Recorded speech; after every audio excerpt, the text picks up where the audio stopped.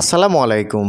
Dream budget friendly tour ডিবিএফটির পক্ষ থেকে আপনাদের সবাইকে স্বাগত জানাচ্ছি। আমি নোমান রাজু।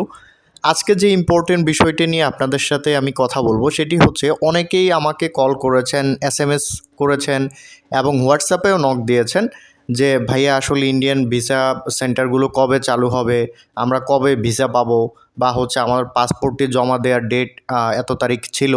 তো এই বিষয়টি অনেকেই আমাকে জিজ্ঞাসা করেছেন, অনেকেই কল করেছেন।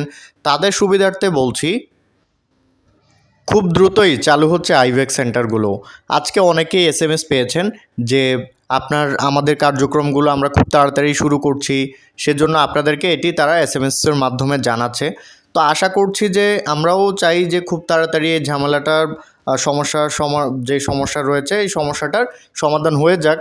এবং হচ্ছে অনেকেই আছেন যারা আসলে রোগী, এবং হচ্ছে অনেকেই আছেন যারা আসলে ট্যুরে যেতে চাচ্ছেন অন্য কোনো কাজে। তাদের সুবিধার জন্য এবং হচ্ছে সবারই সুবিধা যেখানে, তো সেখানে তো অবশ্যই এই ধরনের যেহেতু আমাদের ইন্ডিয়ায় অনেক কাজেই যেতে হয়, সেক্ষেত্রে আমরাও চাইবো খুব তাড়াতাড়ি এই সমস্যাটি সমাধান হয়ে যাক এবং অবশ্যই সকল যে আইবেক সেন্টারগুলো রয়েছে সেগুলো খুলে দেওয়া হোক। তো আশা করছি আপনাদের এই বিষয়টি জানাতে পেরেছি, আমার কাছে যতটুকু আপডেট এসেছিল।